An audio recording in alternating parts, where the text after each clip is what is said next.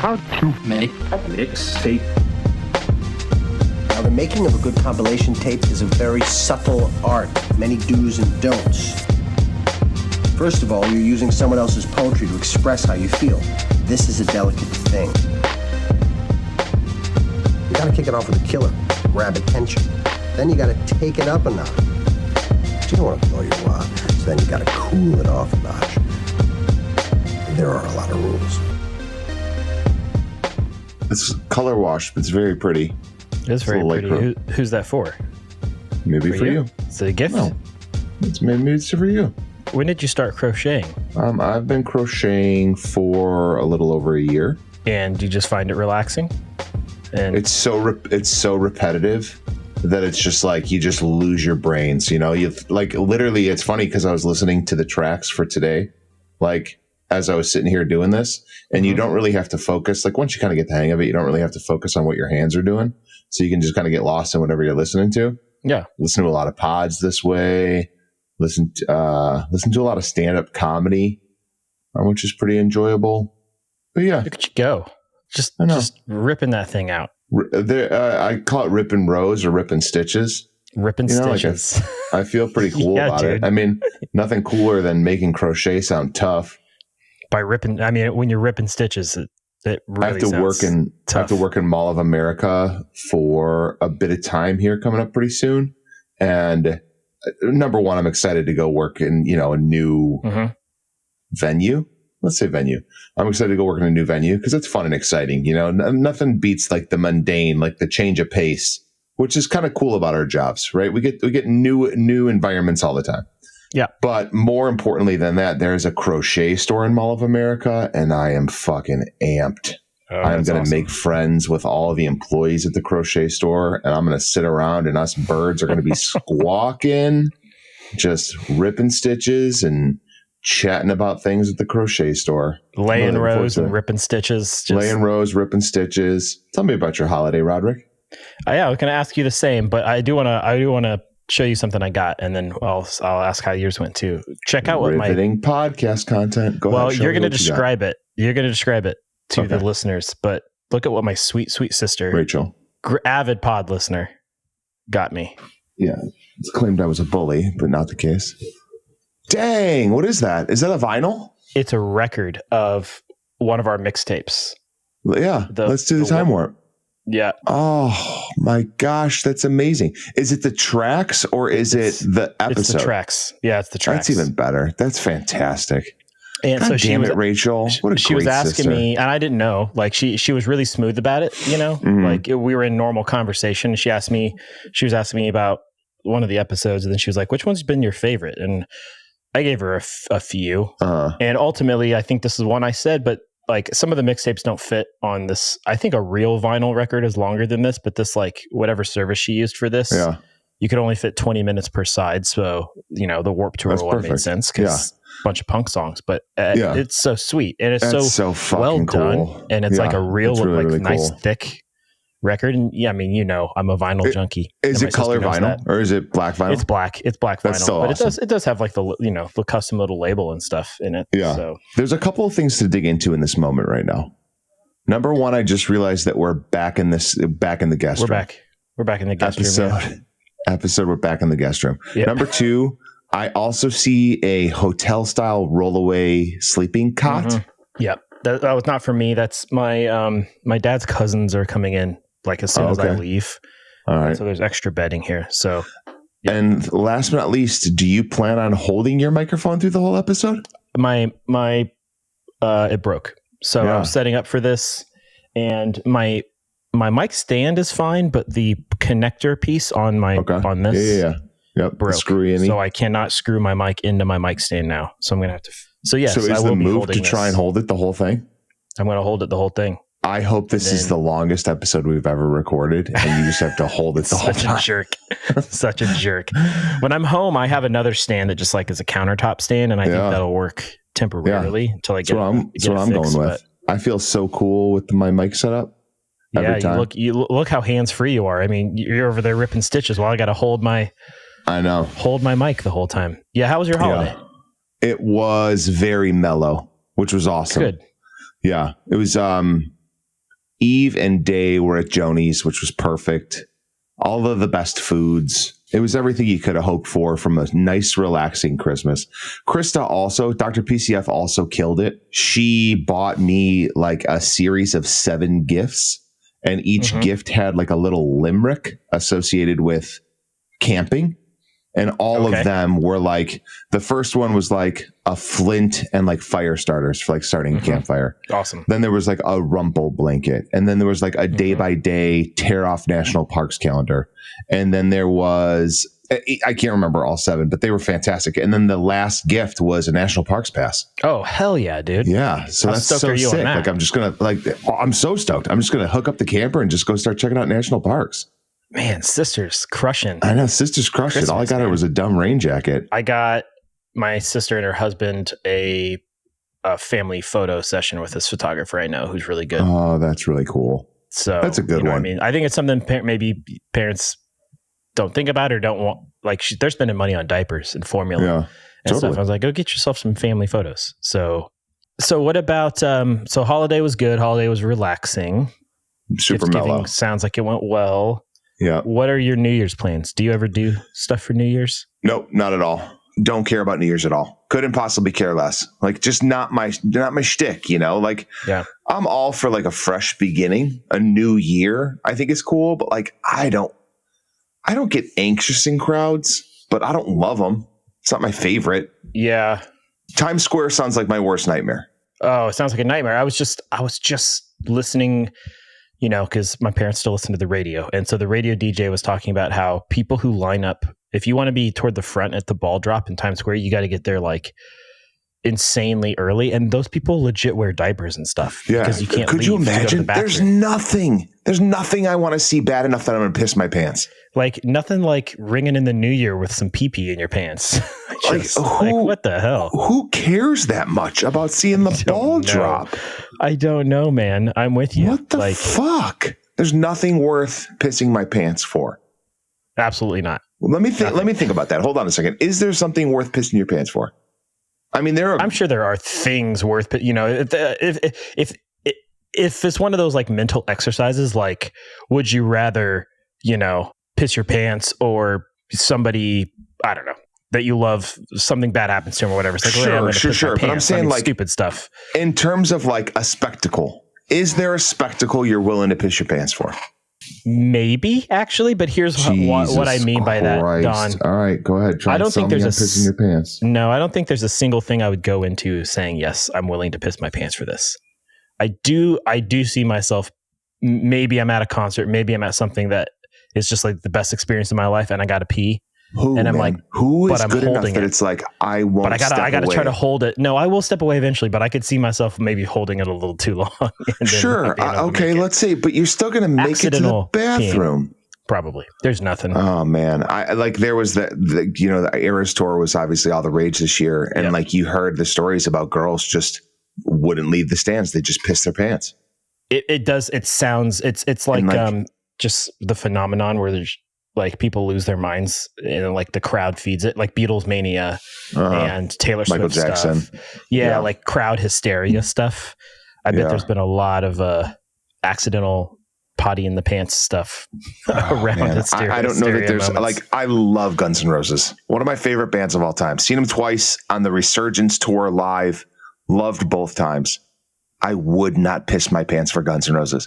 If November Rain came on and it's like middle / solo and I'm in the pee pants danger zone, I'm still going to go to the bathroom.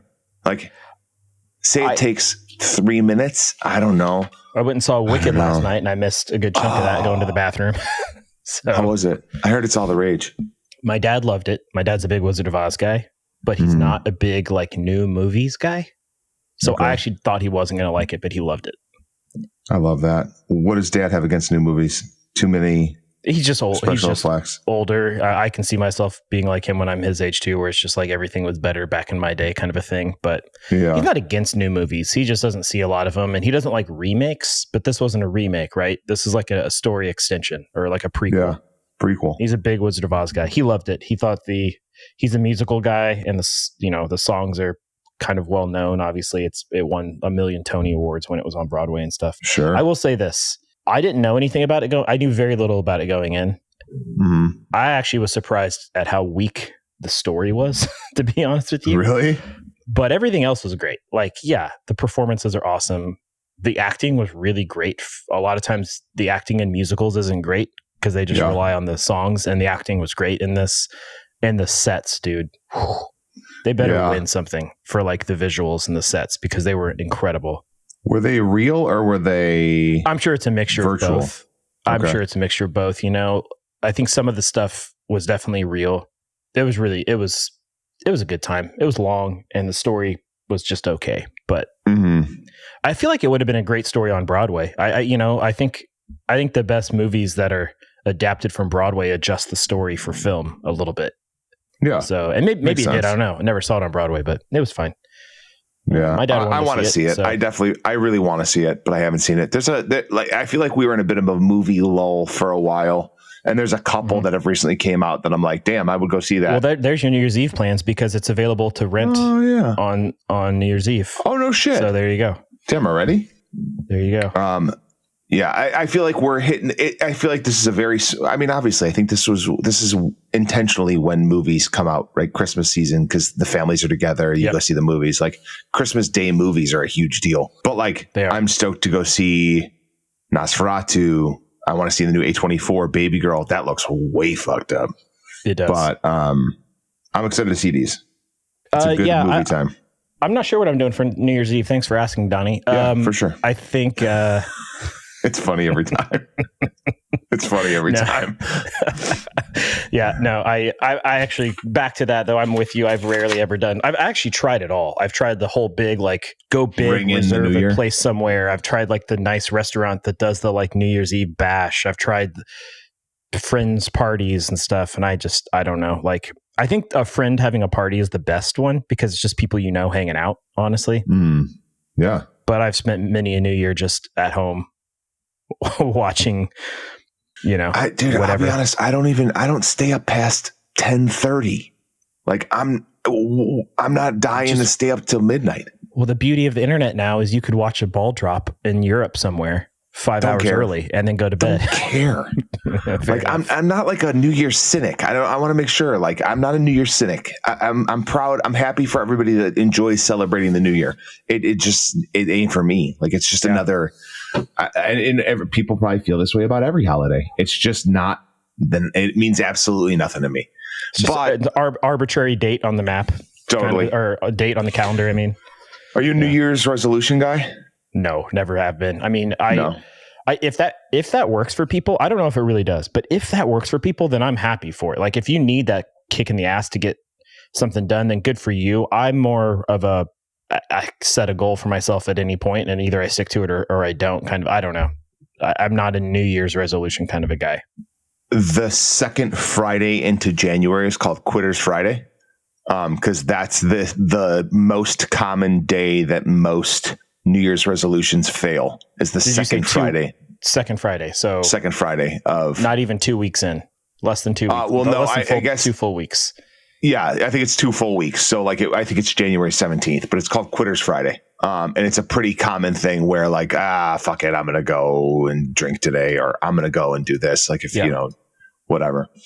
But I'm not a New Year's resolution guy either, but I'll tell you this much. I am definitely getting my fitness poop back in a group because the holidays were indulgent. So that makes sense to me though, and I'm doing the same thing. I got to get back to my regular workout schedule, but that has nothing to do with a New Year's resolution. It's just it's you want to enjoy the holidays, so you let yourself slip a little bit, and I think that's okay. And then you get back into it after the holidays, and that just happens to coincide with the New Year. But it's not a New Year's resolution; it's just getting your good habits back. Yeah, right. So I mean, I'm with you. A lot of people do the whole like sober January thing if they're drinkers. Yeah. Dry January. I've done dry Februarys before because to me, I'm like just going from like the holiday to just cutting yourself off also seems like a little drastic. Like, I don't know. Yeah. Yeah. Whatever people are into. Hey, whatever stokes your fire. So I'm excited for today's theme, but I'm also more excited to go pee. So I'll be back in 2 seconds. Okay. Do you like little gimmicks? I can make that happen for you. How was that? No, and we need to know, like, what is it? So I make stickers for people and companies alike. I've been working with tattoo shops and clothing brands making their stickers for them. Ooh. So if you have a small business or a tattoo shop or a clothing brand or a podcast that you want to advertise for, there's big things from Little Gimmicks. And the fact that you haven't used that once in the tagline for the Instagram is a fucking abomination. See, I'm purposely not doing that. I don't want you to have any stamp on what I'm actually trying to accomplish here. What a dick. Doug, if they mention how to make a mixtape podcast, what do they get? They get 10% off their order. There we go. Doug at littlegimmicks.com. That's the best way for me to see your requests, by the way. Big things from Little Gimmicks. Buy some stickers, maybe B-. Sometimes good, sometimes maybe shit. Cool. I've loved our stickers. I slapped those things on a lot of urinals, and they've been fucking great. Hold up to piss. Great. There's your there's your new tagline. That's the advertisement. That's the tagline. Little Gimmicks. They hold up to piss. Great. Back in business. Got to pick my mic up with my hand again because I can't just talk now. It's going to be really hard to like look things up. I know. I can lead the charge on that. What is going on with my fucking Windows, man? All right, I'm good. So we're doing something a little different today. We're doing another no guest episode. Just me and you episode. Yeah. With the ghost of a guest, so to speak. Like we've polled our listeners. So our listeners are kind of our guest. I love that. So to speak. Listeners and former guests. Because they also submitted. So you wanna explain the theme? Shit, I didn't even understand it until recently. And I still think that, like, as I was going through it, I'm like, fuck, am I still doing this wrong? So we'll see. Okay, so the theme is that we each pick 4 songs from 2024. Yep. And the guests also pick 4 songs from 2024. Yep. We've had contributions, way more than I thought we would. So there's a total of 12 songs, obviously. You have 4, I have 4 from our listeners. That's right. Okay. Now, it doesn't have to be a new artist that you listen to in 2024. No. It just has to be a new song from any old artist in 2024. But I also want to step further with a couple of 2024 artists that I hadn't listened to. Great. Yeah. So I've got new artists and new songs. It's basically any song that came out in 2024, like your favorite songs of 2024. If that happens to be a new artist to you, great. Yeah. If it's an old artist, also great. Like I've got both on mine. 2, 4. Also. I got 6 songs. Cool. And none of these are at risk for steal. Right. Well, I don't think mine are either. And well, I will say there was a couple on there's a couple on the list from guests that I also had on my long list. Okay. So, we'll see. Do you care about the Spotify year in review? The Spotify Wrapped thing? Spotify Wrapped, yeah. I find it a little bit interesting. I kind of find it fun. Everybody that poo-poos on it is kind of, yucking people's yum, so to speak. Yeah. However, 2 things. 1, this year, apparently it was all jacked up. Have you seen that? No. So they had the team that usually does that. And I'm summarizing a bunch of things I've read online right now. So nobody jump down my throat if I get a detail wrong here. But my understanding is they had a team that either worked on this at Spotify or this was part of their job. And those people no longer are at Spotify, and they just had AI basically do it this year. No shit. And a lot of people have dug into it and said, like, these are not my most listened to songs, and I can prove it. Like people who have much more technical ability than I and can somehow prove that. So apparently Spotify got a lot of stuff wrong this year in their Wrapped. Dang, okay. The second thing is my Wrapped wasn't fun this year because I listened to so much of This Repeats prepping for those the show I played with them this year and the upcoming ones that my whole top listen to is just all This Repeats. And it's a great record. Everybody go listen to This Repeats, please. I think it's great. But I didn't get the fun part of seeing what I actually like, you know what I mean? Was listening to this year. Yeah. What about you? What's your question? Do you like it? Do you enjoy it? I love it. I have so much fun with it. It's just for fun. It's just fun, right? Like some people hate on it, man. Every year the memes come out that are all making fun of people who post their Spotify Wrapped, Yeah. But then there's same people I feel like post it. I really enjoy it. I'm with you. Well, this is kind of our own Wrapped, only it's not. Yeah. It's not like what we listen to the most necessarily. It's just new stuff. I thought this would be a cool idea. Like if this podcast keeps going on, it would be an annual thing. Like what were our favorite songs that came out this year? The mixtapes almost always focus on, it rarely is there a lot of new stuff on the mixtape. Sometimes there is, but it tends to be a lot of stuff over our lives. We do lean story. And it just feels like it's a good chance to get some like newer stuff on a mixtape and maybe expose people to new music that our guests are listening to and that we're listening to. I love that. You know what I mean? So, yeah, of course. Who should go first in this? Should it be the listeners or one of us? Oh, absolutely, the listeners. The listeners. Okay. So are you we just going to go who submitted the song? Yes, I will. Are we just going to go in order of the what the randomizer picked? So I plugged, just so the listeners know, I'm putting we put all the songs that were submitted in one of those wheel things, and we're just randomly letting the wheel pick. I love the wheel. But the rule is, some people submitted more than one song, and I included them. But if one of your songs gets picked, I'm letting somebody else have a chance, right? So let's say, like Carlina submitted 4. So if one of Carlina's gets picked, overachiever, and one of hers comes up again, that's no go on that one. Yeah, the second one. That's right. Wait, so they're currently in a wheel, or you already wheeled them? They're currently in a wheel. So we're gonna spin this sucker. Spin that bitch. And are you going to add a wheel sound? Can you add the wheel sound? Do you have the ability to do that? Oh, I think I've got the wheel sound. Yeah. Okay, cool. I've got the wheel sound. Okay, cool. You want all the sounds. You want the celebration sound in there too. Absolutely. All the sounds.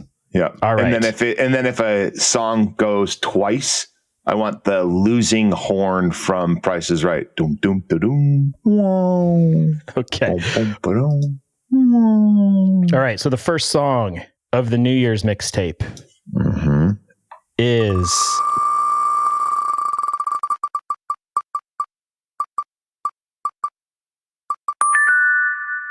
JPEG Mafia, Either On or Off Drugs. I'm either on or off the drugs, K-hole or buzz, I can out of tone. Cause either on or off the drugs, a voice plays in my ear like I'm a home. The first one was good with the beats. The second one put me up in the deep. The third one was sick, no disease. The fourth I had to rush it to complete. I don't have no basis, not a secret. Ain't no happy house, we taking beatings. The streets in my mind is filled with demons. That's why I be eating these bitches like Sarah and Tegan. Cause distractions hitting every season. That was submitted by Doug, former guest of the show. Gave it a listen. Enjoyed the shit out of it. It's good, right? Did you really fucking good? Were you familiar with JPEG Mafia before this? No, I wasn't. As we go through the list, like I've got some pretty strong opinions on my 2019 through now hip hop and rap. And JPEG Mafia absolutely scratched the perfect itch of what I want shit to sound like right now. And it was fucking great. So great job, Doug. Yeah, this JPEG Mafia record was really big this year. I thought it was a pretty good year for hip hop myself. And this one was one of the better ones. This album was good. And I find this song interesting because I too really enjoy this song. This definitely scratched an itch for me too. It's just got a great vibe. Some of the lyrical content was awesome, and some of it was funny. The Tegan and Sarah reference. I don't know if you picked that up. And I guess we can start it now. I miss smart rap and hip hop. Yeah. I miss lyricists. And I'm not saying they don't exist. They do exist, but it's unfortunate that JPEG Mafia isn't getting the notoriety that some of the other quote unquote hip hop artists are now. And I mean, don't get me wrong. He's got 1.9 million monthly listeners. So obviously there's a shitload of people listening, but it's not, maybe I'm wrong. Maybe it is mainstream. But for someone like you who is into hip hop, but you're not actively out there seeking new hip hop all the time. So it's stuff that you come across, and this stuff doesn't come across you naturally is what you're, that's kind of what I'm hearing. Right. Like, yeah, totally. And it's getting a little bit more mainstream, but it's not super mainstream. Yeah, totally. And I do think there's a ton of really smart rap out there, really intelligent lyricists, but they're not the ones you're constantly hearing about. Right. Unfortunately. With the exception of Kendrick, I think Kendrick is, but he's the kind of the okay, so let me put this into perspective. Okay. JPEG Mafia, 1.9 million monthly listeners, and he's fucking great. Like I didn't digest a lot, but I got what I got in the song that I listened to that Doug submitted. 1.9 million monthly listeners. seems very intelligent lyrically. He put a lot together.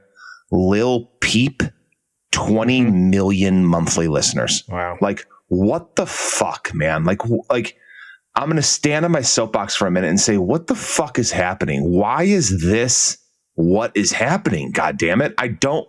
And this is really going to help with the next episode that we're going to do is I'm on this tangent of bullshit where I don't know, man. It's just so fucking disappointing. Sorry. I don't disagree. I try to, kids will be kids, maybe is the best thing I can say. Like, did we listen to dumb music? We don't think we did, but our parents probably did, or like the older generation probably thought we did. This is not me defending any of the Lils that are out there, but Lil Wayne being the exception, who's not new at all. Although, did he come out with a record this year? Did I see that? I hope so. Maybe I'm making that up completely. Okay, let's do this one. Okay, let me tangent for another, 30 seconds. Trippy Red, 28 million monthly listeners. Top listened to track called Fuck Love, 1.8 billion listens. The song is 2 minutes and 26 seconds long. I'm 30 seconds in and he hasn't spoken yet. What the fuck is happening to hip hop? It's so fucking disappointing. Is this even deemed hip hop still? Like, is Trippy Red hip hop? I think a lot of it's blending. I think there's good and bad to it, man. I like that a lot of hip hop is starting to blend other genres, like pop punk and emo has started to mix in with hip hop, which is kind of a cool idea. Yeah. I don't know if I like it, but at least it's an idea. All right, I don't want to be. Hold on a second. So it's Extension and Trippy Red. It's not just Trippy Red by himself, but again, still 1.8 billion streams. And Lil Wayne has an album coming out. It was supposed to come out in 2024, but it didn't. So hopefully it'll be out in 2025. He was on the new Tyler, the Creator album though. But that's an example of the new Tyler record's awesome. Sure. And really smart. And it features a lot of great artists like Glorilla and, some others I won't mention because they might come up later. Yeah. So I don't know, dude. Here's what I think. I think that there's great hip hop out there that you would really like, but I totally understand that you don't have the time. Bums me out. Seek it out. It bums me out that this is what's front and center and not fucking JPEG here's Mafia. The thing. I've got a crew of people that we text tracks. I'm sure you do too. Like I've got friends where we just send each other songs that we think we'd like. Yeah. Maybe I just need to make sure that we're including you in the hip hop mix. Yeah, please do. Because there's good stuff. Because I get discouraged, like it's discouraging for sure that this is the shit that is what will flow up in the give this a listens. And it's like, what did I do to deserve this? What did I do to get this in my give this a listens? Who did I wrong? Either way. Well, good pick, Doug. It's great job, Doug. And it's fucking fantastic. Yeah, some of the older JPEG stuff sounds a little different than this. It's still really good, but this song surprised me a little bit in how it sounds, and it's really enjoyable. It's great. I love a song that starts with a sample too. Yeah, for sure. Not a music sample, like someone talking. Like I don't if it's hip hop, if it's pop punk, whatever. Like I love it, man. It's not. People don't do it enough. I don't feel like it makes me happy. Yeah, I agree. Great job. All right, who's next? Who goes first in this? I don't remember. Who went second on Christmas number 2? I think I went second on Christmas number 2. So then I'm going on this one. I think. Sure, go for it. Hold on, I want to make a mixtape. Yeah, we'll say it was you, and then it's me, and then if it was you, if it wasn't you, then you get the next 2 episodes. Fair enough. I have done such a good job in terms of genre. I have a little bit of everything except for indie rock because I was confident you would pick up that piece. So I am going to go. I have mentioned them in a past episode. I can't get enough of Banda AL9, and the song is California.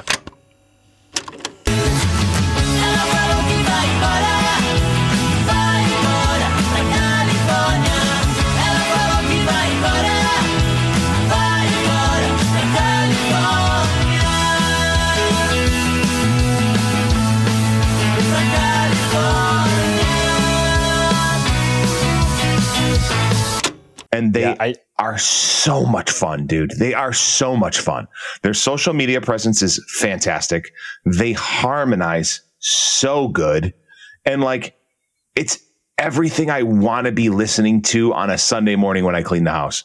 And those two dudes are just crushing right now. Yeah. I knew you were going to pick them. Did you listen to much more than what I sent you, or did you just listen to what I sent you? I just listened to what you sent. No, that's not true. I listened to a little bit more. I went through their social media a bit and very, very talented. And they come up. Did I follow them? I either follow them or they still come up on my social media a bunch. Yeah. And very, very talented. Yeah. I mean, they also look like romance novel models. Dude, they look like romance novel models, like cover models. Yep, for sure. As well as like the opening act for Queen, for sure. Like they would open for Queen tomorrow.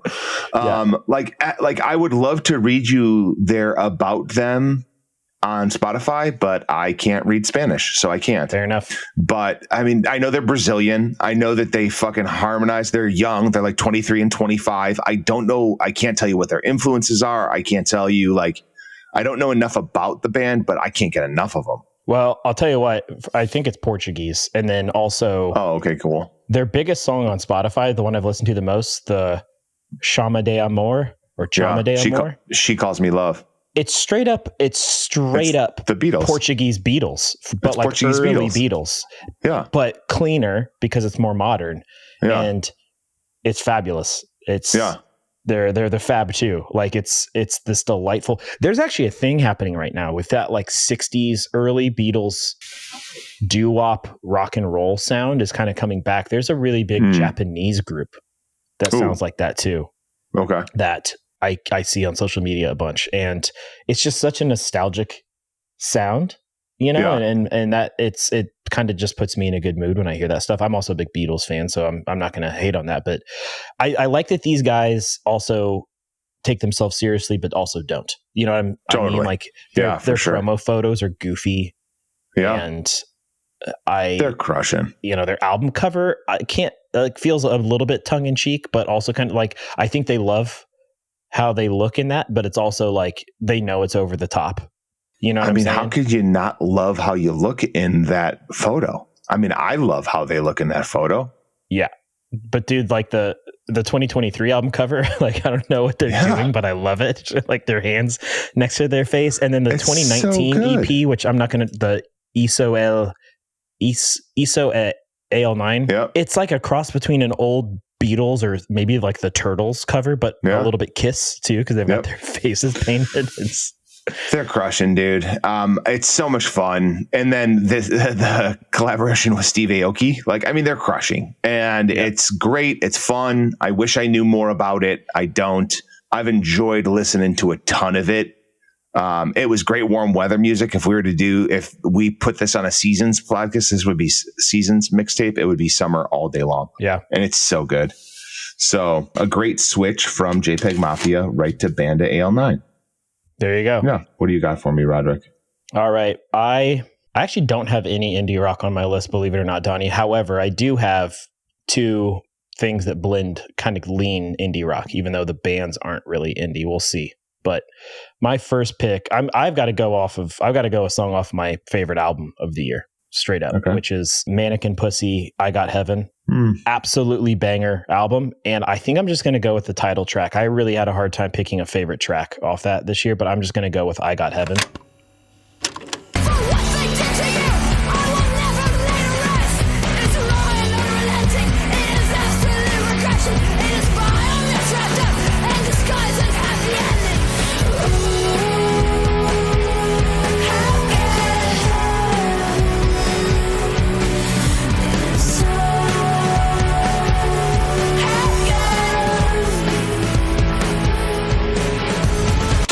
I do think it shows a little bit of everything that they do. So it's a great entry point to this band.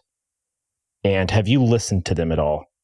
No, not enough. So I didn't know this when I picked this. I already had this list done, but I saw this morning that Bandsplain did a special like year in review episode. And it was Yossi, Rob, and I want to say, was it Chris? It's one of the other like guest producers. The other guy.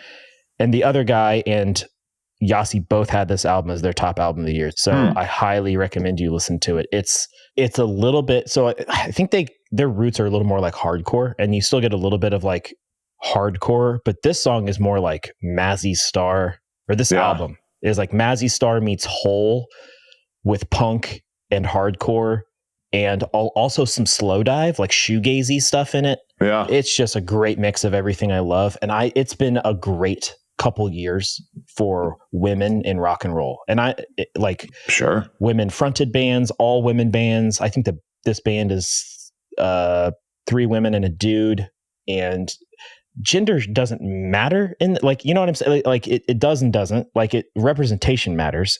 I don't give a shit the gender of the members in a band if I like it. Over the place. Dude, it's all over the place, and I love it. So good.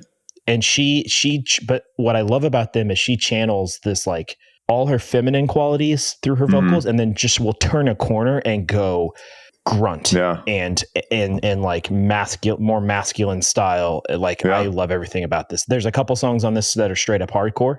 There's a song on here that I love that's just an indie rock song, like a soft indie rock song called, what is that one called? I Don't Know You. Great song. I Don't Know You. But I can't talk enough about how good this record is, and I'm glad that it's getting a lot of attention from other musical outlets. I think The Ringer named it either in the top 3 or the number 1 album of the year for the whole Ringer. Just good stuff, dude. Just really good stuff. I think people are going to be into it. If you're into 90s rock, I think you'll like it. If you're into it feels a lot of that. Yeah. If you're into like hardcore adjacent rock, I think you'll like it too. Yeah, this is really good. Do you ever get overwhelmed with the amount of stuff you want to listen to? All the time. It happens most when people send me music and I listen to it. I'm like, this is great. Yeah. But I somewhere in my head, I know that I'm probably never going to listen to it again because I have too much music to listen to. It's hard to not let those things slip through the cracks, man. Like, it's really challenging because like I want to listen to all of the Mannequin Pussy, but like I feel like there's not enough hours in the day. Like, well, like it's funny because like how does Rob Hartvilla do it? How does he? Well, I think if you get paid to podcast and stuff, you probably spend your working time just listening to music and thinking about it and writing about it, I guess. Shit, I don't know if that takes the fun out of it too, a little bit. I would be worried about that. Yeah. Probably not, but yeah, you should. I mean, I know we just said that it's hard, but of all the stuff I'm going to put out on this mixtape, this is the one that you should listen to. Yeah, I'm excited to listen to this the most. Yeah. All right, so back over to.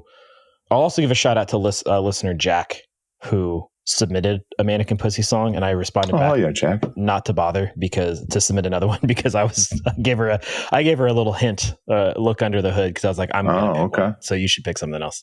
I love that. So shout out Jack. They have great musical taste. We message a lot about music, so I love that. They are very aligned with myself. All right, next, spin the wheel.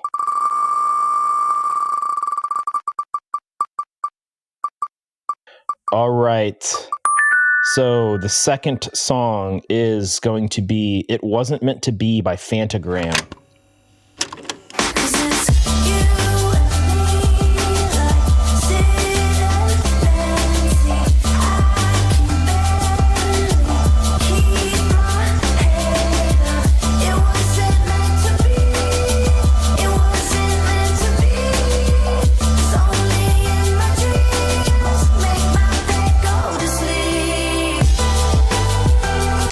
And this was submitted by former guest Carlina. Yeah. Carlina Carboni. Well, good news about Carlina's contribution is that it didn't make me want to cry. It didn't. It was a fairly happy sounding song.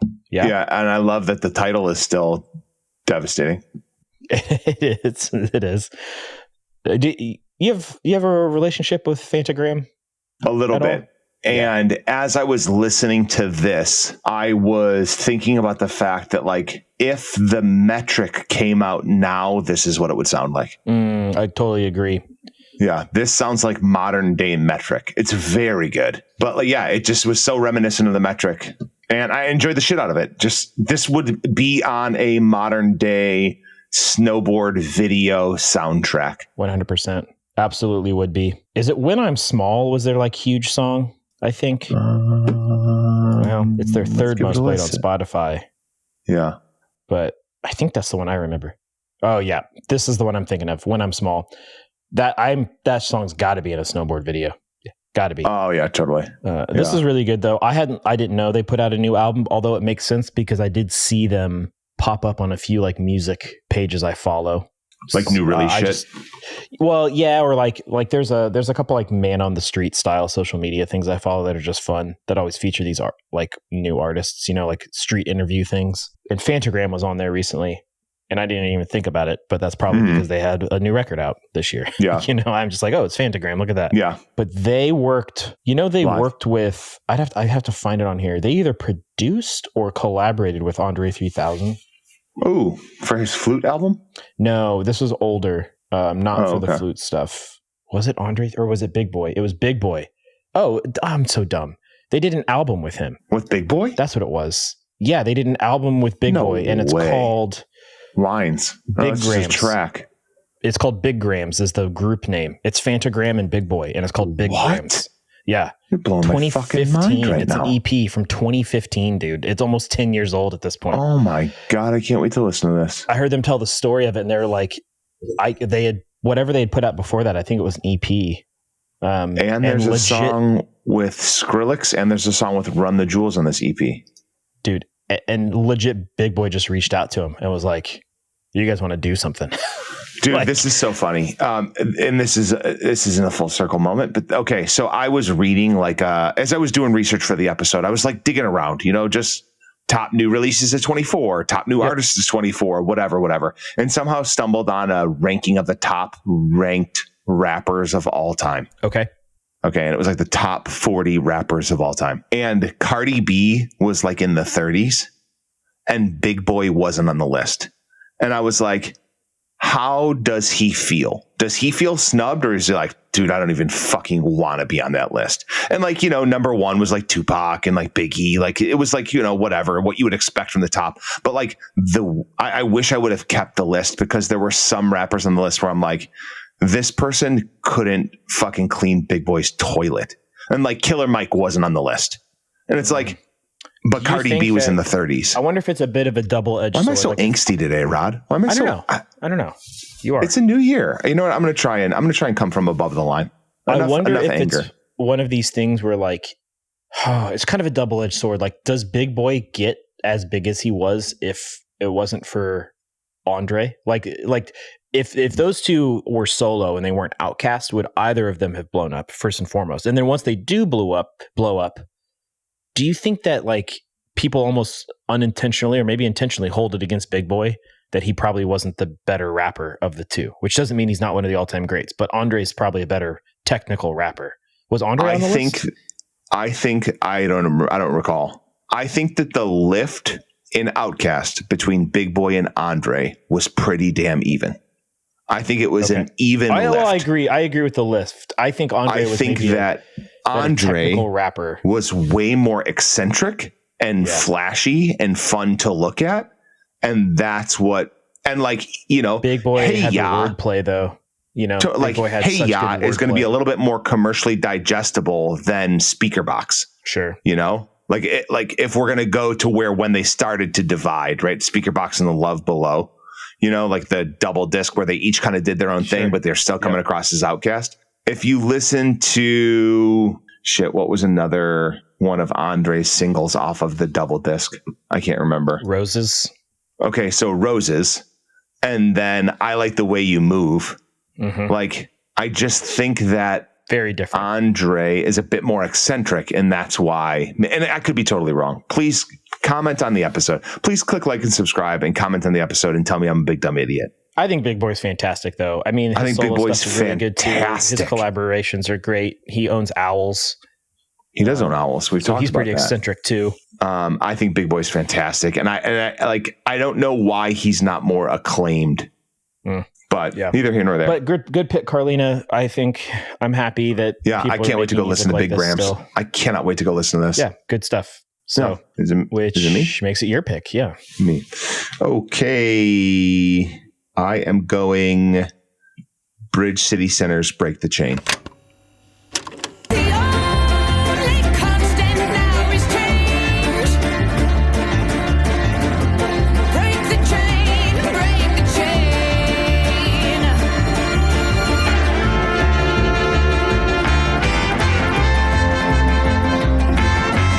and it's an acquired taste. I'll definitely say that, because Bridge City Sinners is one of those bands where I can take one listen through of one album. Okay.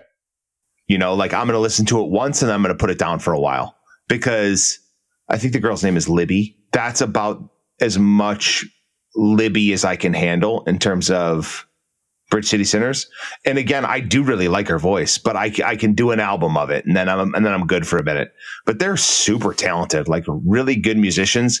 This song has a couple like really cool harmonies in it where she hits like really good notes in the song that like fall exactly where they should, in my opinion. Mm-hmm. But I think this was kind of like a little bit more of a mature approach. You know, they were real spooky kids for a long time. You know, a lot of their music was really spooky, and now it seems like they're writing songs with a lot more substance, at least from this album. Yeah. This album is in the age of doubt, whereas in the past it was all about like the devil and witches and whatever, whereas this one, like, it seems a little bit more self-reflective. Yeah. Yeah, like I'm seeing a video of them play right now, and it's like their backdrop is a pentagram, and like the fiddle player looks, I don't know, like a demon. Yeah. But the song doesn't sound that way. I'm with you. The song is kind of like folk punk with some like Irish folk in there. And do you have any relationship with this band? You know what? I didn't think I did until I saw this video, and I'm like, I've watched this before. So either you've mentioned them on the pod before, I have, or had just mentioned them to me. So I'm not coming at it completely blind or deaf, I guess. But I'm not really familiar. No, I mean, but it makes sense. Like, this sounds like Dawn music, and like the number one fan also like artist is Amigo the Devil. Yeah, who I am familiar with. They toured together a bunch. Yeah. And I mean, it's not that it's not up my alley either. I mean, shit, I love Murder by Death. So like, if you just slow this down, it could be a Murder by Death song. You know what I mean? Yeah, totally. No, this is really good. She does have a great voice. Again, it's one album's worth, and you're like, okay, I'm good for a bit, and I can't wait to revisit that again in the future. You're not going to marathon a day's worth of Bridge City Sinners. But in terms of this, like I said, I think it's a, you know, you typically hear like the sophomore slump or like bands getting stuck in a genre. This is like their third or fourth album, and it's like they're finally kind of maturing into themselves, which I really love, because I think that it's got a lot more substance than it once had. It's not all just devils and witches and shit like that. Like, there's like life strife and struggles, which I really like. So, I mean, if I hadn't seen any visuals and you hadn't described them to me, and all I had done was heard this song, I actually would have described it as like pop bluegrass. Mm-hmm. Like, it kind of just sounds like really catchy, well-written bluegrass music. Yeah. That has and by pop, I just mean that it's not like some grizzled old man singing it. It's like a gorgeous voice, pretty melody, catchy melody. You know what I mean? Sure. Like, I don't even know I would have described it. It had any dark undertones or any of this other stuff. Like, it's bluegrass. Yeah. Maybe a little punk. It's like pop, not pop punk in like the genre pop punk, but it's like pop with a little punk and a lot of bluegrass. Yeah. That's what it sounds like to me. Sure. It's good. It's good. You got a title for this episode? No. You got a title? No. I was just going to call it New Year's episode, or the best of 2024, but that's pretty boring. Yeah. So if you got something, let me know. All right. I'll think about it. Let me think about it. Take it to me. That takes it to you for number 6, middle of the mixtape. All right. I'm going to put a hip hop track on here. Another one. Okay. Are you familiar with Doechii? Have you talked about them on the mixtape before, on the podcast before? I think you have. Doechii. I think CH. CH, am I spelling that right? Yeah, you are. Okay. You have talked about her before, but I have no relationship. She crushes it. Her new album crushes it. It's up for best hip hop album at the Grammys. Mm-hmm. She did one of the best Tiny Desks ever, which leave it to a white dude to bring up hip hop and then immediately talk about Tiny Desk concerts. But hers was incredible. What a cool fucking album cover. What's your track? Great album cover. Again, struggled with this because this whole album is great. But I'm going to go with Denial Is a River. Wristwatch Drip drop label, want the TikToks. Now I'm making TikTok music, what the fuck? I need a cleanse, need a detox, but we ain't got time to stop. The charts need us. Fast forward me, 2023. I'm stacking lots of cheese and making money. My grass is really green and honestly, I can't even fucking cap no more. This is a really dark time for me. I'm going through a lot. By a lot, you mean drugs? I wouldn't. Drugs? No.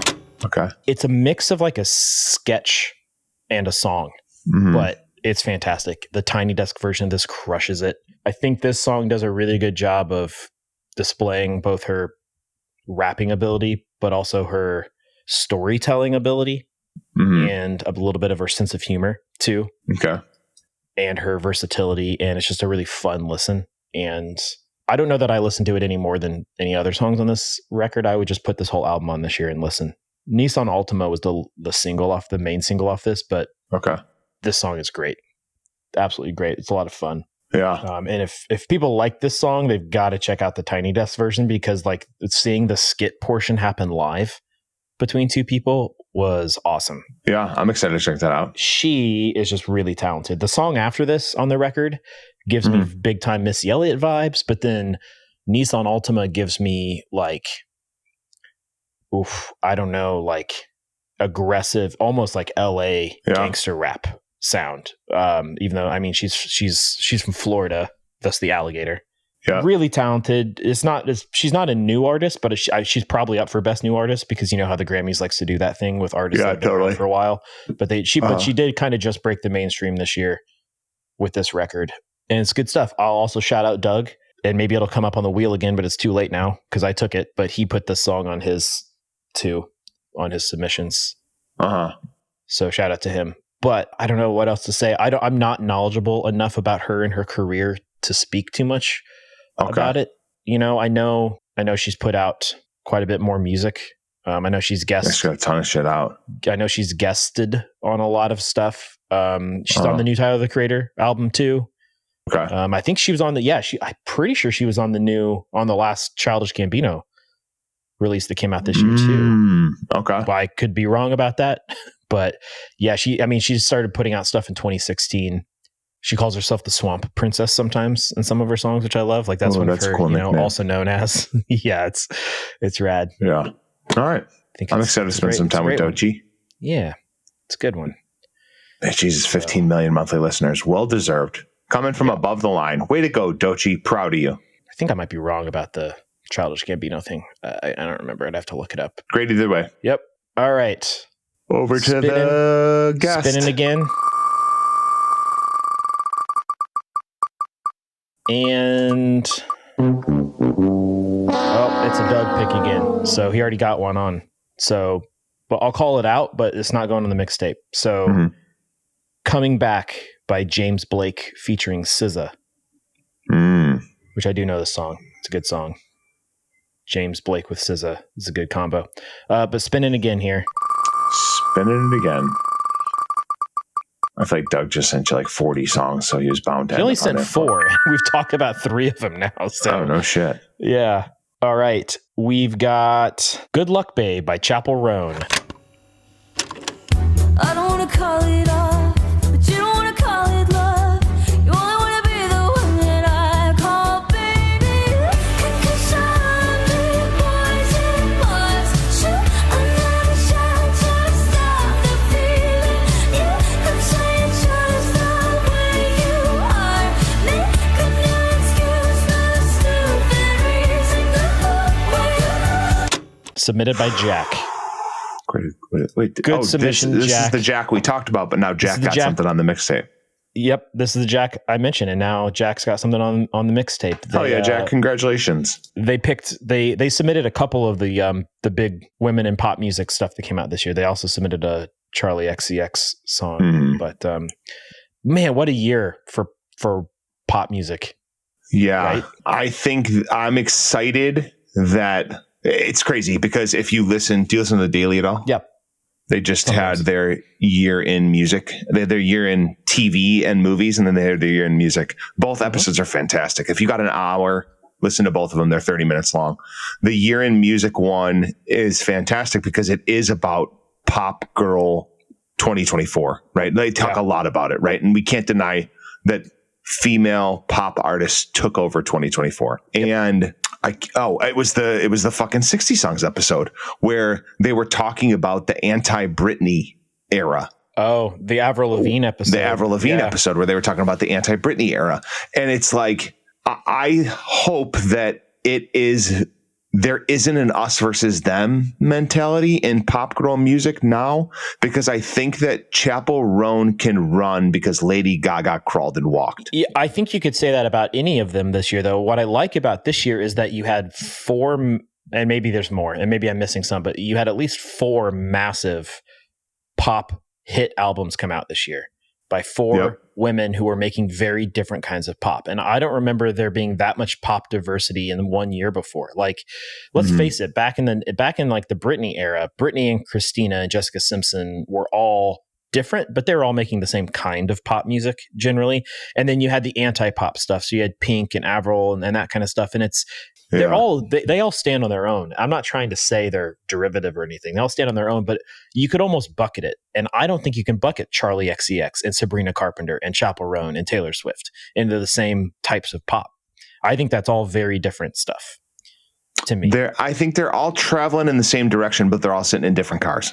Okay. Like they're all driving down the same expressway. They're all just sitting in different cars. And I think that like they're not that far apart from one another. Really? Like, I think they are. Dude, this Good Luck Babe could have absolutely been a T-Swift song. 100%. That's fair, but I think the way Chappell does it is very different from how Taylor would have done it. You know, it's already covered a lot, dude. Like Good Luck Babe's already been covered a bunch. There's the folk singer I listen to who covers it, and he crushes it, and it makes the song feel and sound very different because it's just a beautifully written song. Yeah, and actually, it's kind of a crushing song depending on the context you're listening to it. Sure, but I mean that's not taking anything away from T Swift either. Like no way you can't.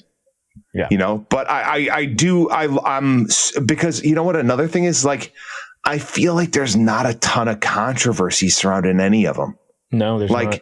The 4 of them are just doing their thing. And like, there's not a bunch of drama. Good Luck Babe came out this year. It's got 1 billion listens already.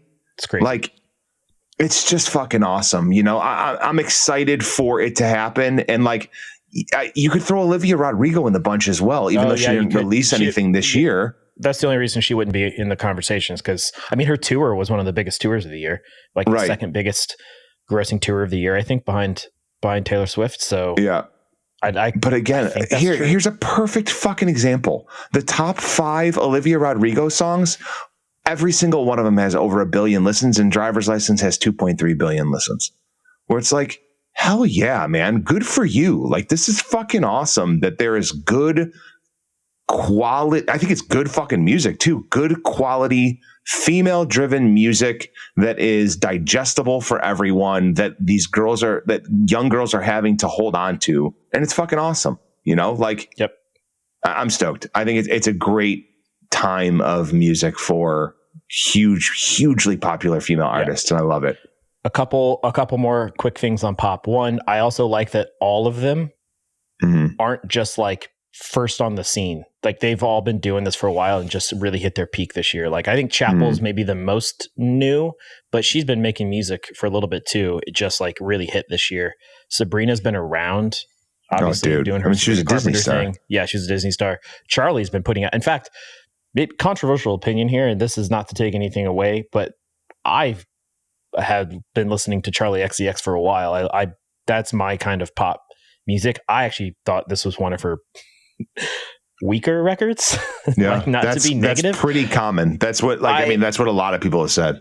It doesn't mean I'm not stoked that people are listening to it though. And you know, if you had a brat summer, good for you. I'm stoked for you. I'm glad that you listen to Charlie XCX now. I think she's fucking hilarious as a person and a personality. I think she's rad and good for her. I like her other stuff better, but I'm glad she's making bank on this stuff now. Second thing, and not to take it away from the women of pop, because it was their year, but I did just see this. So this has also just happened this year. Bruno Mars is the first artist in the history of Spotify to reach 140 million monthly listeners. So every 30 days, there's over 140 million people listening to Bruno Mars. It's the highest monthly listener count ever on Spotify. Oh, shit. And it's already actually up to 140.5 million. So it's pushing 141 million monthly listeners now. I just looked. Wow. Pop music's still going strong, dude. And that's beating T-Swift. Oh, you're saying of all time, and T-Swift's music wasn't on Spotify. It hasn't been on Spotify that long. I think it's all time, and T-Swift wasn't on. And it's monthly listeners. So T-Swift has 98 million monthly listeners. I don't know how they calculate it. Yeah. I don't know how they calculate that, dude, to be honest. But it's not all time listens. It's like, I think it's unique listeners in like a 30-day period. Yeah. Okay. I have a feeling I could see Bruno Mars having a bigger, more diverse global listener base. Yep. And Taylor Swift just has probably more plays because she's got people who are listening to nothing but her all the time. Yep. You know what I I'm saying? hope that all of the rumors around Bruno Mars's gambling problem are true. And he just goes in and just throws money at the casino and said, here's my debt. Yeah. Did you see the videos he was making for his like Japanese tour this year? No. Were they amazing? They were just like social media posts, but they were so good. They like filmed them and cut them in a way where it looked like anime. And like he just looks like the most fun dude. Like he wears platform shoes because he's a short guy. Of course, he has to. I love that. Speaking of, and then just to bring it back to Chapel real quick, speaking of fashion, yeah, like like you brought up the Lady Gaga thing. She is like absolutely different vibe every time I see her, and I love it. Like she'll go from like, Chapel. Oh, okay. Like she'll go from like medieval dress, like on the cover, to pig nose stuff, to like rave, to, okay. It's cool. And you don't think Gaga does that? I think she does. That's what I'm saying. Like it's very, you mentioned Gaga walking so they could run. I'm saying it's very reminiscent of the Gaga. Yeah, I agree. Stoked on a good pop girl year of 24. Yeah. I'm going to stick with, it's my turn. And I'm going to do female front person. Okay. And I feel like, I hope you love this. I want you to love this. Your last one was woman fronted too, but yeah, for sure. This band is called Mean Mistreater, and both of mine are too. Sorry, dang. Sorry, I interrupted. That's great. It's a band called what? Mean Mistreater, and the song is going to be called "Bleeding the Night."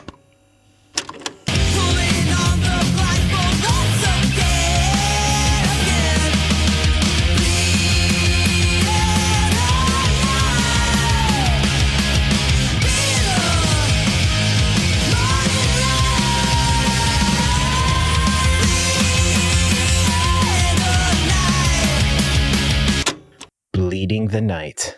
And you remember how like one of the podcast rules or one of the mixtape rules is to not go too obscure? I've gone obscure as fuck. You've gone obscure. 1,500 monthly listeners. 1,500 monthly listeners from Austin, Texas. Dude, just straight 80s metal. Oh, right dude. down the fucking middle 80s. Oh, right 80s down and it's so fucking good.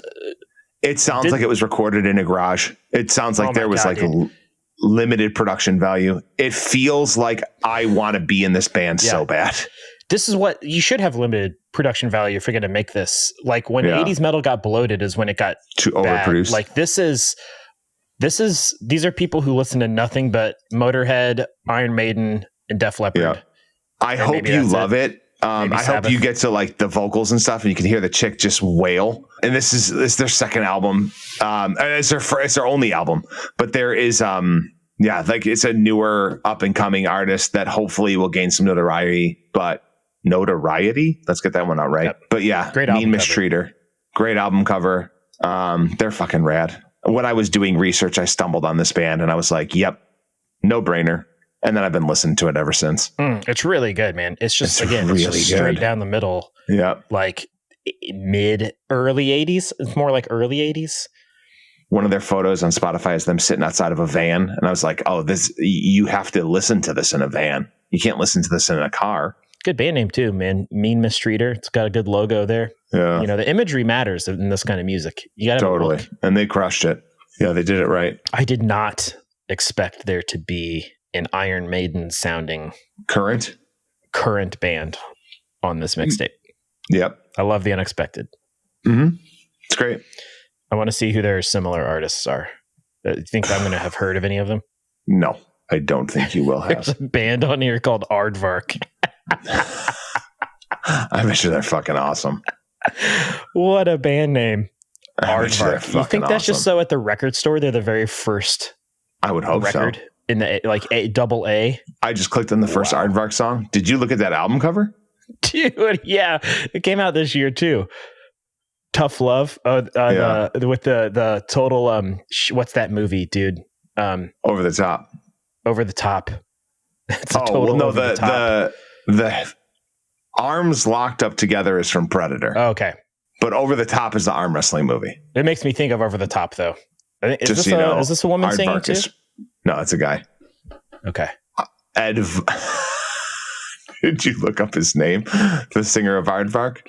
Is it Ed Vark? It is Aardvark. Oh, Dude, these shit. fucking band names. And Scorcha Wilcox. Oh my god. I'm Aardvark's #1 fan. I'm going to fucking Australia to listen to more Aardvark. Yeah. Man, some of these band names are fantastic.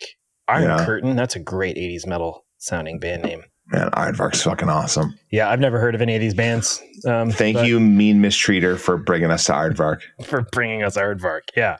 Yeah. And for your music. It rips. It's great. I feel like Doug would love this. Doug, Oh, the he other does. Doug V. Oh, yeah, for sure. I'll send it across to him and get Little his gimmicks, Doug. little gimmicks, Doug. I'll send it across and get his evaluation. Some of the other bands, including the Neptune Power Federation, have great similar artists. That's great. I love this. It's over to, is it the guest or is it you? It's me. Okay. For my next pick, I'm going with a band I've picked on another mixtape this year. But Is it a song that you've picked on another mixtape? Nope. Because you have a tendency to do that. It is okay. not. It is not. I will do my damnedest to never do that again. Okay. The band is Soft Play. The song is Everything and Nothing.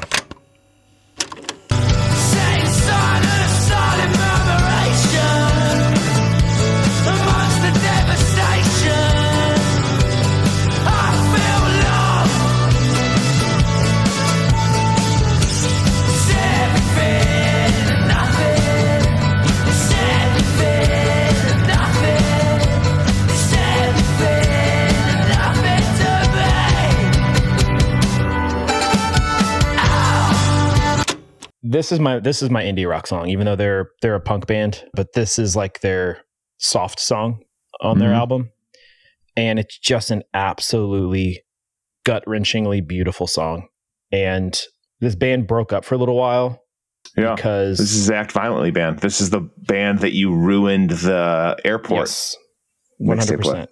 But Yeah. listen to this song. This is not that kind of a song. Isaac, so this is two people in this band, Isaac and Lori. Yeah.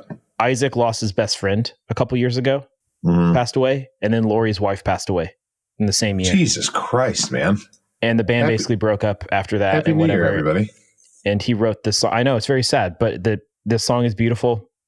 They kind of wrote it sort of jointly, is my understanding. Okay. Based on that, it's got a gorgeous music video where it's it's kind of the band, the two guys in the band and their families coming together, and like they're basically one big family now. Which I think that's actually how they live their life now, to be honest with you. Since Lori's wife passed, and I love this idea of everything and nothing too, because the song is kind of like, you can tell it's very personal to them, and like a lot of the things they talk about feel like unimportant little nothing things, but that probably means everything to them, or them missing it means everything. It's just gorgeous. Like he still sings it like a punk singer, like he's still screaming, but that makes it even more heart-wrenching to be honest with you, the way he's singing this song. I see you smiling other people's faces, memories and traces. I wish you could have stayed. What are you doing And April 22nd? I'm seeing them in Chicago, hopefully. Yeah. They are Yeah. coming to Chicago April 22nd. And they're playing I know, at and the they're- fucking Beat Kitchen. Yeah, they're only doing like 10 shows in the US. They're doing a couple Okay. big shows with Kneecap, and then they're doing like some small shows. Yeah. I don't think they're huge in the UK right now. Like I see their shows and they're playing to like big crowds, and they're just not big in the US. So I would absolutely go to Chicago. Ryan Runge's a big fan of this band too, so we could probably get him to go. Yeah. But I'm for sure down. And this song is gorgeous. And I wanted to make sure I didn't end the mixtape on a downer note. So I don't think this song is a downer song necessarily. I think it's a really sweet, touching song. I think knowing the background of it does make it more sad. Okay. But this song just, it's been on, this whole album's been on rotation for me this year, but this song especially, it's just beautiful, gorgeous song. If you do plan on doing that, you need to prioritize it ASAP, because the Beat Kitchen holds 375 people. It's that small. I've actually never been to the beach. It's a fucking closet, dude. Some of my old shitty bands played at the Beat Kitchen. Wow. It's a fucking cool basement venue. God, it's such a tiny venue. That's really cool. Yeah, I think I think they're going to Brooklyn too, which would be closer for me, but I mean, screw it. Cool. Is it me or is it it's the listener pick. Listener pick. Spin the wheel. Spinning the wheel.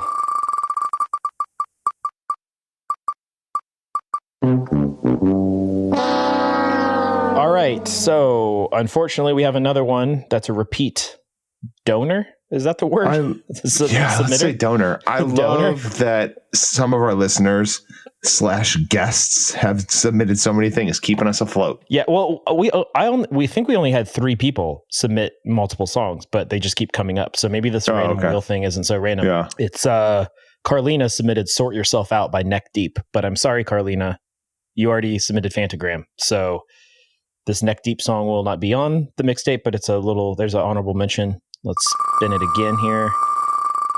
Spin the wheel. All right. Oh, this is final. This is final song too. Last contributor from the listeners. Yep. Well, the contributor is Ashley, 2-time guest. Oh, hold on. If you actually, I'm going to need you to come out April 16th and stay through the 22nd. What's on the 16th? Wheatus. Oh shit, dude! Playing the 25th anniversary tour of the album. I think it's just a self-titled. But they're playing the whole album from beginning to end. That's fantastic, dude. That's fantastic.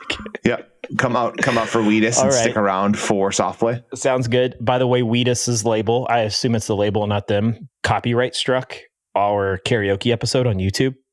Like they aggressively. Did? Like aggressive. Like usually I get a copyright strike and I submit a dispute and it just sits there until the dispute expires, which clears the copyright. That's how it always happens. They got back, it auto copyright struck it, which happens a lot. And then I submit a dispute. This happens with probably 3 or 4 songs an episode. Okay. It took them 2 hours to deny the dispute, which means somebody actively looked at the dispute and said, nope, you cannot use a clip of our song or you can't get paid for this episode now. We weren't getting. It had 11 views, man. It had 11 fucking views. We're not getting paid. Wheatus, give us our song back. I don't think we get paid until we have like 10,000 listeners on something. Is when you start being able to monetize something crazy like that. We're not even close. But you know what I did? Because I'm petty. I submitted a dispute to their dispute. Hell yeah. That hasn't gone through yet. I want it to go back and forth forever. And you know what? Actually, never mind. I don't hold it against you, Wheatus. But unless it is you. And then otherwise, Rod, just fly out the 21st. I doubt it's them. I've heard interviews with the singer and he seems very like glad that they're not famous anymore and stuff. Like he's glad he had a hit, but he's like just making music underground. Then we'll say it's their record album, I think, is called New Frontier. So fuck you, New Frontier Records. There we go. Anyway, last pick submitted by Ashley, donated. We're saying donors. Donated by Ashley. Yeah. Frank Turner, Girl from the Record Shop. I'm in love with the girl from the record shop. Sat behind the counter in a bright gold top. And every time she looks at me, my heart just stops. I'm in love with the girl from the record shop. I've been in every day buying so much vinyl. Don't even know my own turntable. Something in the smile makes me so unstable. Oh yeah. I love this. It's so good. I had this song in my 2024. So I have a running playlist on Spotify that I just dump songs into every year. They're not new songs. They're just any song I come across in the year that I'm like, this is something I want to listen to again this year. Yeah. This has been on it since May when Ashley played this song for me. Yeah. We were riding in a van together and she was like, you should check out this Frank Turner album. So I knew this song. It's fantastic. It's so fun. It's very good. It's very fucking good. Much more popular than I thought he was, in the sense that 466,000 monthly listeners. Yeah. You've listened to Frank Turner? Yes. Before, right? Yeah. Yeah. Yep. I haven't listened to much of the new stuff, but I'm excited. I haven't listened. Like this new album may have played one time and then I didn't spend enough time with it. So I'm excited to spend more time with it. I mean, it's a cute song about a guy with a crush on the girl that works at the record store. I love the line. It says, I've been here every single day buying so much vinyl. Don't even own my own turntable. Yeah. It's really good. And then the other one that I liked was, she's been playing the Supremes and the Four Tops. She still says her favorite record is Everything Sucks.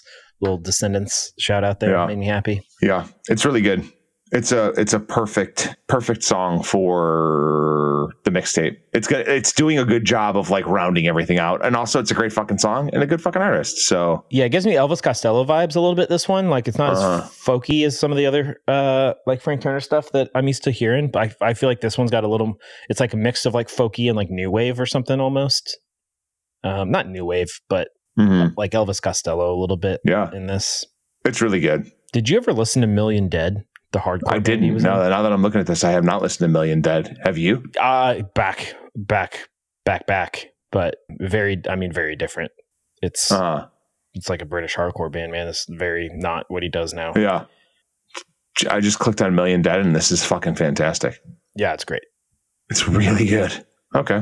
Well, shit. Add it to the list. I'm getting overwhelmed. I'm getting fucking overwhelmed. Sorry, this is going to be the episode every year that Don gets real stressed out because this is stressing too me much out. music and he can't take 12 more things to listen to. Yeah, because then I want to collect it all. I feel like music is like Pokemon. Got to catch them all. That's great. I'm excited. Frank Turner's on here. I can't believe that I've taken, I don't know how long we are into this episode, to mention one of the greatest Christmas gifts that I got. Our 2-time guest, Jessica, sent me a cameo for Christmas. Yeah. From? I don't know how to pronounce his name. And it's not, I wish I did. His name is spelled Soytiet. Oh, I know. Soytiet? I know. Yeah, I know that guy. I know. Okay. And he counts. Like he posts videos of himself counting. And for Christmas, Jess sent me a cameo of him celebrating 32 episodes of How to Make a Mixtape and wishing me a Merry Christmas. How did you not tell me that already? I don't know how I forgot. I didn't forget about it, but it's just like when she sent it, I couldn't really digest what was happening. And it was just too much to process. Like it's incredible. But me and Jess have been sending videos of him back and forth to each other for years at this point. Yeah. And so it was definitely a huge, iconic Christmas moment. And I'll make sure I forward it to you because it's incredible. That's so much sweet and funny. It's so fucking funny. She texted him afterwards, after, because like you get the confirmation of having sent the cameo, and it says, "Thank bro, hope for your to tip me, bro." That's what his after message says. Thank bro, hope for your to tip me, bro. And so then I changed Jess's contact in my phone to that guy. To him. Yeah. And it's just fantastic. Incredible. I can't wait to, I'll send it to you. It's so good. It's my last song. Is your last song, sir? Do we need more hip-hop? I'm sorry. I'm so excited to watch this. I'm going to save it though. I'm going to watch it during the debrief or something. Do we need hip hop? Do we need pop? Or do we need metal? We don't need hip hop. I think we need more pop. I don't have any pop, and it was a pop year. Okay, then we're going Sabrina Carpenter with Taste.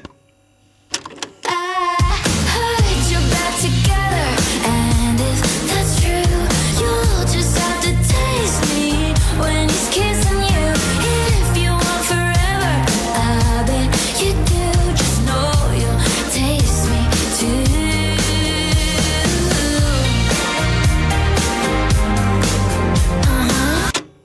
I was hoping you were going to pick Sabrina Carpenter. I knew you were a big Sabrina Carpenter fan. I think huge fan on here. And not Espresso, eh? No, I didn't. I wanted to go with Taste because I think it's a better song. Espresso's great. Please, Please, Please is great. Like, all of the singles are great, but I like Taste the most because I do think it's like an actual song of substance. Not saying that the others aren't, but I think Taste is actually a song of substance that has like pretty deep lyrical content. And so, plus, she's just fantastic. Like, I love that she has now evolved past her Disney character and is like now an adult and like is embracing the fact that she's an adult now and is leaning into it. And again, she's just doing shit right. And I'm excited for her success, and I'm stoked that she's doing her thing. She seems really funny. Every time I see an interview with her or something, she seems to have a really good sense of humor. Did you see her on Stephen Colbert where he made her drink eggnog and asked her if she fucks with the nog? It's very funny. And like, she was so taken aback by the question of if she fucks with the nog, and she's like, what? And Stephen Colbert just leaned into it, was like, yeah, do you fuck with the nog? And she was like, oh, what a great way to ask somebody if they like eggnog. I haven't yet, but I do now. And so then she tried eggnog for the first time. It was very funny. Was she on Hot Ones? She was on Hot Ones. Yeah, she was on Hot Ones recently. I watched some clips from that. I didn't watch the whole thing. I'm way behind on Hot Ones. I still love it. And I'm so happy for Sean Evans' success. Like, what did they sell it for? $84 million? $85 million. Yeah. $85 million. Like, and if you like, I remember watching. And he's still going to get to do it, right? Totally. Like, he just sold the. Yeah. I remember watching like the first few seasons of that where it was so bootleg. But it was like, you knew from that second that there was something big there. You knew the second that it started. It's like, okay, this is going to be absolutely massive. And it was. And it's really, really good. It's like these new form interviews. And now like the late night shows are starting to do some of these things where like they're trying to like incorporate more activities into their interviews because it works. But like it's like the pioneers were Hot Ones, Chicken Shop Date. And I guess you can go back to like Between Two Ferns, although that's kind of, I would say, kind of different because it's a little bit scripted too. And then you got like Nardwuar a little bit, although that's more like gonzo journalism.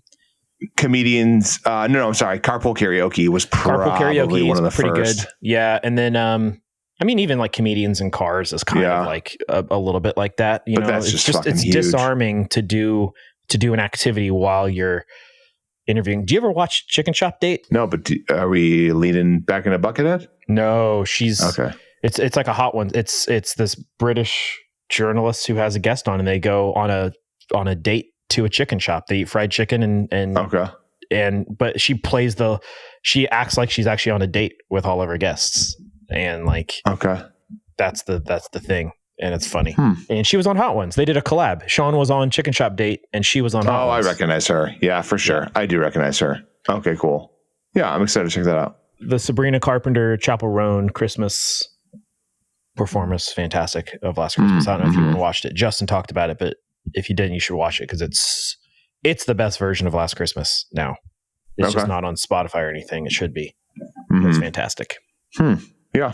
So we did more female pop. Yeah. What I didn't watch Disney Channel. What Disney show was she on? I have no idea. Okay.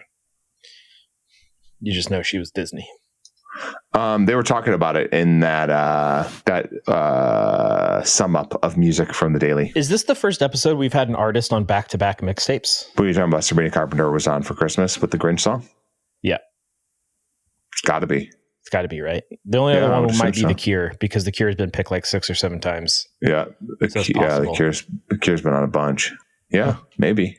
There we go. All right. Crossing off Sabrina Carpenter. Last song on the mixtape. Last song.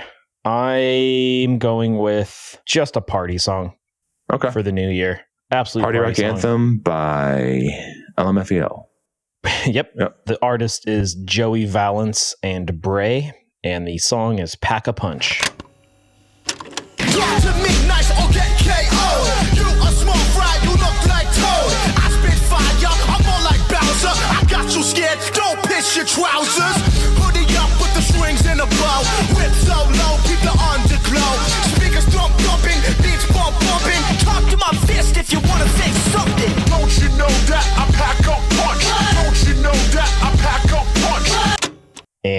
And the best way I can describe these guys is it's like they were, as children, just fed Beastie Boys with a little bit of like Black Sheep and Naughty by Nature. And then they threw in a little bit of like late 90s Y2K era, like house music in the mix every once in a while. But then also you're throwing in the cauldron that they're eating from a healthy dose of Pokemon cards, Nickelodeon. And did you say we don't need any more hip hop so that you could fucking pick the last song and have it be hip hop? You fucking cheater. Absolutely. You're not supposed to be asking me. Damn it. What a dick. And how are you going to leave off the fact that it's featuring Danny Brown? Featuring Danny Brown. And what a dick. It's called Being Strategic, and I do not regret it at all. I absolutely told you that. Man. And I'm not saying that I had better than Pack a Punch from Joey Valence and Bray, but I'm saying I will absolutely say my last pick would have been better than this. No, this record is fantastic. Well, you get to say it in your honorable mentions. So, oh, isn't that cute? Yep. Jesus Christ. Maybe for the new year, I'll play some clips in the honorable mentions too, because this is about discovering new music. So maybe the honorable mentions get clips this episode too. Okay. Or at least a couple of them. But this record is a blast, dude. I already fucking hate them because of your fucking tomfoolery you pulled with your pick. You can't hate them. They're so much fun. They're stupid and fun and awesome. And, it's not my fault. You tried to cheat by asking me. I didn't try to cheat. I asked for friendly advice. I asked for my co-host in the mixtape for some friendly advice. Yeah, and you just shat all over it. All right. No, you're absolutely right in your description. This is the Beastie Boys. Yep. Just fun. But with, goofy ass 90s kid references thrown in. Yeah. A bunch. The record's all over the place. It's a little like there's like club songs on there. There's like goofy songs. There's some serious songs. There's a lot of songs just about how they dress. And I don't know. It's just a really fun party record, man. Where are they from? I don't listen to a lot of party music, but their Spotify bio says, "Who the fuck reads Spotify bios?" I mean, we do. Where are they from? I actually don't know. That's a good question. I'm going to guess. Their top listened to location is Sydney, Australia with 45,000. Number 2 is Chicago, Illinois with 40,000. Yeah, they're not from Australia. They are from Pennsylvania State College. That's where Penn State is. That's a small town. Dude, so Sydney, Chicago, London, Melbourne, and Los Angeles are their top 5 cities. Wow, that's crazy. Yeah, they just did a European tour that looked massive, like massive. And so were they headlining? A bunch of. Yeah, they were headlining. Oh shit! Okay, like a club tour, but like bigger clubs, Yeah, of course. Like House of Blues size stuff. Yeah. How many plays do they have? I didn't even look. Like, what's their Spotify monthly listeners? They got 3.4 million. That's pretty good. Yeah, it's really good. Look how ridiculous they look too. They do look very ridiculous. I'll be honest with you. When I saw a photo of them before I had ever listened to them, I'm like, I'm going to hate this because I thought this was going to be just like nostalgia bait.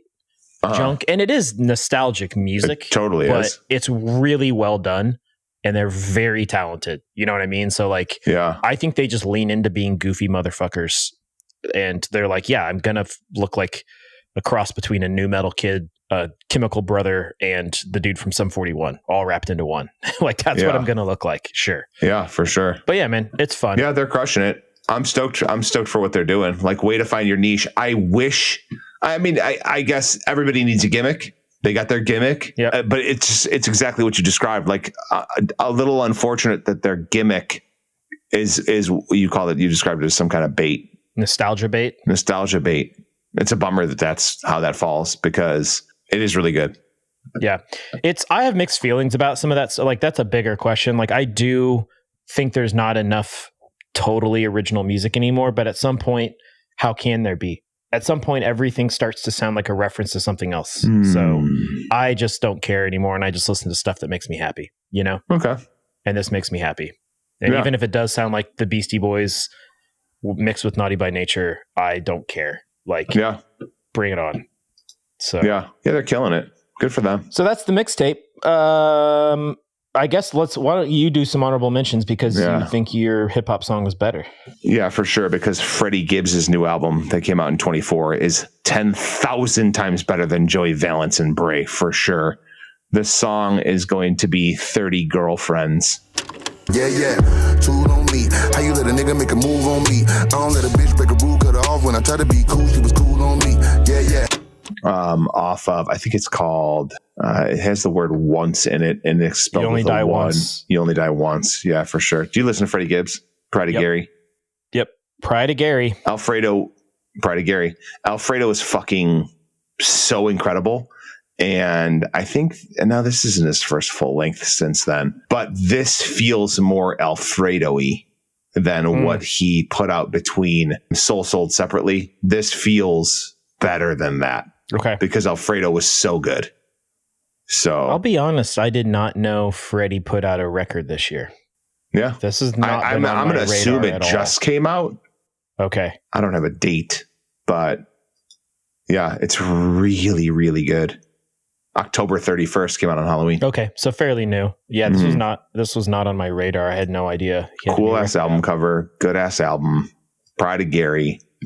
Dude, very throwback. It looks like a Far Side album cover or something. Yeah. You know what I mean? It looks very, or like, it's very like 90s comic book art album cover, Totally. like Far Side or like a DMX or something. Well, not DMX.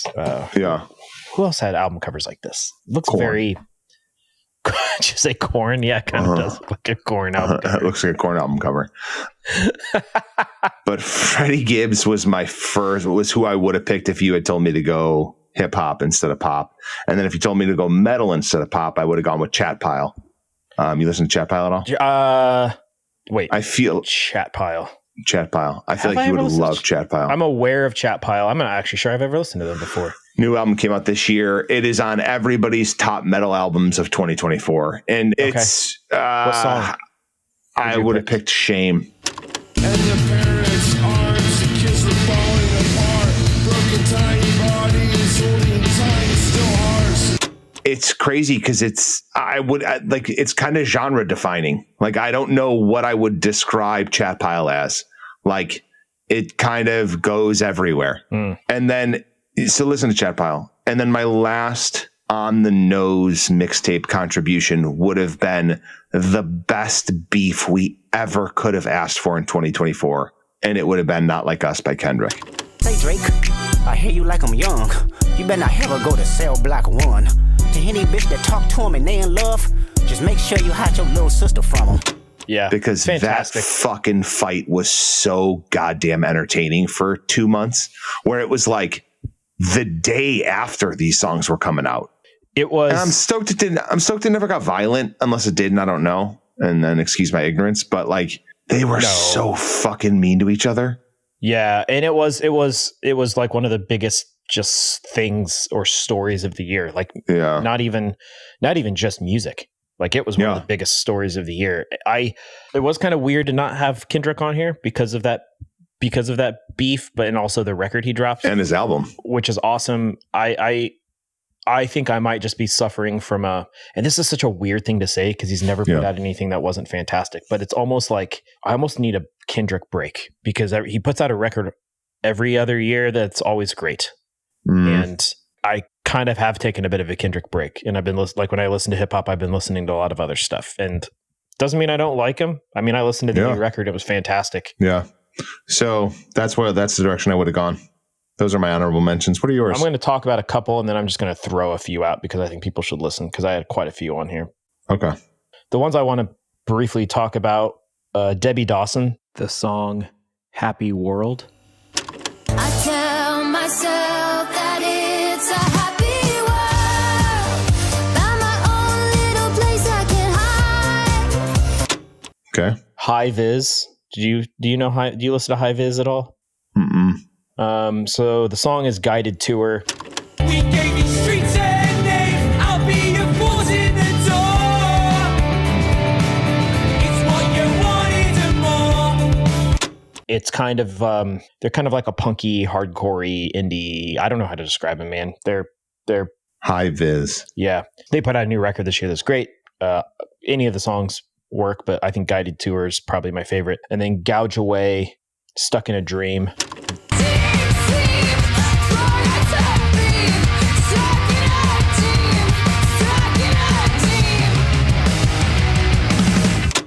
You were talking. Gouge We Waves. talked about them. Yeah, we talked about them on another mixtape. Which tape was that?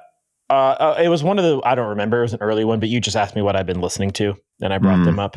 It's female fronted hardcore band that's just crushing it. This is on a lot of people's best album of the year list too. Like a lot of the big rock publications had this up there. So those are the three that probably would have made the list, but I'll just throw out a few more just for people who care. Keep throwing them. Spiritual Cramp and White Reaper did like a kind of a split EP where they did 2 songs and they featured each other on each of the songs. Okay. But Shimmy, the both songs are great, but Shimmy's awesome.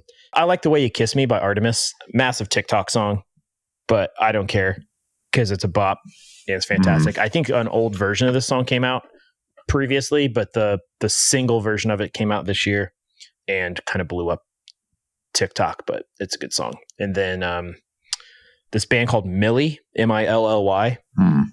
I really like their song Bittersweet Mary, but they just straight up sound like Hum. Ooh, there's nothing wrong with like that. Hum doesn't exist anymore, but now Millie exists. So there you go. Ain't nothing wrong with that. So those are my honorable mentions. And then let's just run through the other submissions that didn't make the mixtape. Oh yeah, fuck yeah. Got submitted. Wasn't there like 20 you said? Yeah. So Jason submitted the song Renegade by Doves. Yeah, he's got a big boner for Doves right now. He does. This dude Will submitted the song Blood Moon by State Faults. I'm not familiar with State Faults. I did go listen to this. Oh, I'm excited to give it a whirl. It's on the heavier side. Etouffee by Vince Staples. That new Vince Staples record is fantastic, dude. I think if you like Freddie, I think you'd like Vince. Do you listen to Vince Staples? Nope. Okay. Well, the new Vince Staples record is fantastic. We already called out a couple of these that got picked. I Can Do It With a Broken Heart by T Swift got submitted by Carlina. She's a big Swiftie. She also submitted Tired of Lying by The Early November. Jesus Christ. Michael submitted Karaoke by Queen of Jeans. Jess, not the guest Jess, but a different Jess, submitted Sinner by The Last Dinner Party, who I haven't listened to for a while. You're Gonna Die by the Buttertones, submitted by Phil. Great band name. Sympathy is a Knife by Charlie XCX. That was from Jack.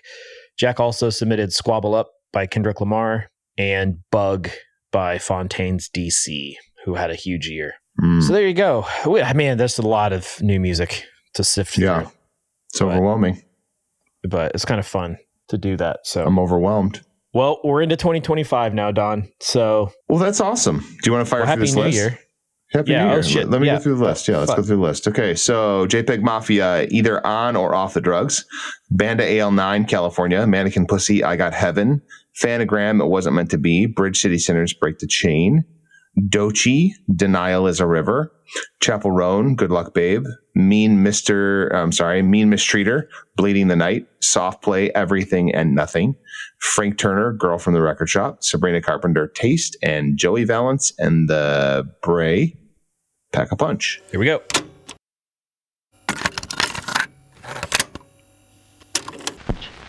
How to make a mixtape. This is going to be a fun one. Do you sequence this? I did nope, you do. Shit. It's your turn. Yep. All right, I'm on it. I'm excited for it. This is going to be a fun one to sequence. There's a lot of everything on here. Yeah, it really is. It's good mixtapes all over the place. Yep, I feel good about it. I like these ones where there's no real pattern. Not pattern, but like there's nobody steering the ship. Yeah, I don't like the mixtapes that have a singular vibe as much, with the exception of that airport episode, which I really did ruin with Soft Play. But the rest of that was such a vibe. And not that everything was the exact same vibe, but it created a very specific vibe, and it was so good. That was one of the best mixtapes we did. I agree. I think. But otherwise, I typically like some variety for sure. Yeah. I'm excited for it. All right, man. Happy New Year. Hey, Happy New Year. I hope you do something fun and safe. You too. I hope I get to see you soon. It sounds like April, maybe. Yeah, that'd be cool. We'll have to make that happen. All right. Cool, man. Great episode. Yep. Thanks, dude. Bye. Thanks, buddy.